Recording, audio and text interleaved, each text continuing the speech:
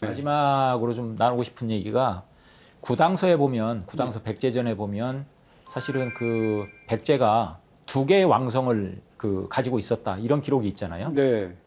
그 아주 중요한 얘기를 지적해 주셨는데 그거에 대해서 이제 쭉 연구를 해보니까 아까도 이제 얘기했지만 좌연왕이 그 왕 다음으로 후계자잖아요. 예, 예.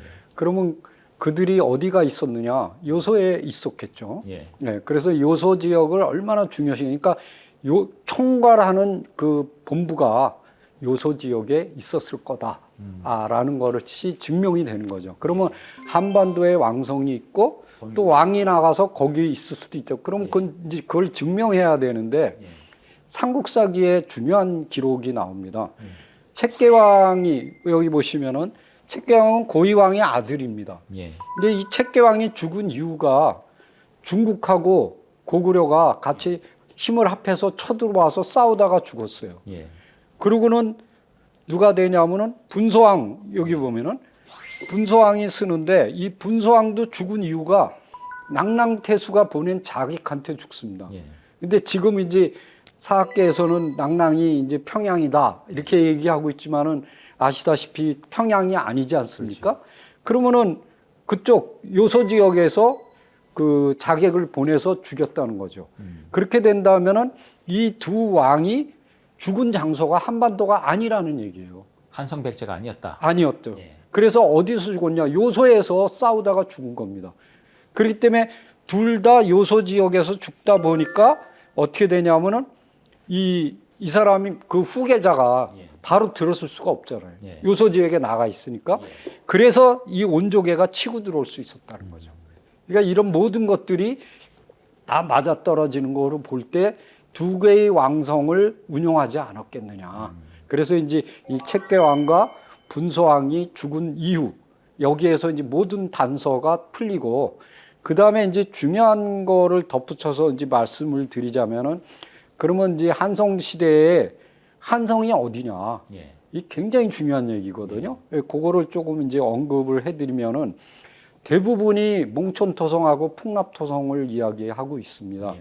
근데 제가 이제 박사 논문 자체가 하남시 고골이다. 예. 이렇게 이제 하는 이유가 왜냐하면 그들은 한산 밑에다 책을 쌓다 그랬거든요. 예. 그러니까 뭐냐면 맨 처음에 온조가 와서 하북위례성에 있었어요. 예. 근데 이제 낭랑이라든가 말갈이라는 건 지금의 이제 춘천 지역이겠죠. 맥쪽. 그 둘이 계속 공격해 들어오니까 잘못하면 나라가 망할 뻔했어요. 예. 그러다 보니까 이제 원조가 안 되겠다. 그래갖고 그 지금의 이제 북한산 꼭대기에 올라가서 우리가 이제 그 백운대에 올라가서 봅니다. 예. 그러니까 남쪽을 보니까 좋거든요. 예. 그래서 이제 그 시찰을 합니다. 강남쪽을. 그래서 이제 잡은 장소가 뭐냐면 한산하에 책을 세웠다. 책이라는 거는 토성입니다. 예. 그러면 그 한산이 어디냐 하는 거죠. 근데 한산은 딱 두 군데입니다. 북한산성, 남한산. 그렇기 때문에 그러면 강남쪽에 있는 건 남한산이거든요. 예. 그래서 지금도 남한산성이 있죠. 남한산성은 최대의 요충지입니다. 예. 북한산성도 최대의 요충지고 그래서 조선시대도 보면 두 개 다 성을 만들지 않습니까? 근데 남한산성은 거의 난공불락이에요. 예. 그렇기 때문에 그 밑에다가 도읍을 정했을 거다. 근데 거기가 이 원조가 정한 장소를 뭐라 그러냐면 남쪽에는 한산이고 북쪽에는 한수, 그 다음에 동쪽에는 큰 산이 있고 서쪽에는 벌판이 있다. 예. 근데 지금 하남시 고고를 보면 딱 그렇게 생겼어요. 동쪽에는 검단산이 있거든요. 예. 북쪽에는 한강이 흘러요. 그럼 남쪽은 어디냐? 지금 성남시예요. 그래서 모든 조건이 다 맞고 거기에 많은 유적이 있는데 지금 와서 이제 그것을 갖다가 그 아파트 단지로 완벽하게 없애버립니다. 지금 하남시 개발하면서 예, 전체가 다 날아가요. 그러니까 이런 지금까지 우리나라 역사에서 왜곡을 시켜도 뭐 그런 뭐 왜곡은 해왔지만 도시 자체를 도성을 전체를 날려버리는 거는 아마 처음인 것 같아요. 아, 예. 그러니까 개발과 보존이 이게 잘 슬기롭게 유지가 돼야 되는데 병행이 되고 맞습니다. 예. 그래서 이제 지금 이 대륙백제도 우리가 끊임없이 우리가 뭐 발굴할 수는 없지만은 예. 끊임없이 신경을 쓰고 거기에 대한 걸 갖다 우리가 계속 수집하고 그걸 밝혀야 될 것 같습니다. 지금 구당서에 이제 백제는 두 성을 가지고 있었다, 예. 용서 양성을 가지고 있었다는 기록은 예. 사실은 그거를 그 짧은 한 줄이지만 네. 우리가 백제사를 이해하는데 중요한 포인트가 되겠네요. 맞습니다. 예. 예. 왜냐면 왕이 거기 가서 두 사람이나 죽을 정도로 굉장히 그 중요한 지역이었다는 거를 한눈에 보여주는 거죠. 지금 뭐 주류사학께서는 그 기록을 소위 말해서 그 한반도 남부 쪽에서 두 도시를 이렇게 비정하거나 아이. 이렇게 되고 있는데 참 말이 안 되는 해석들을 하고 있어요. 그럴 필요가 없죠. 예. 예.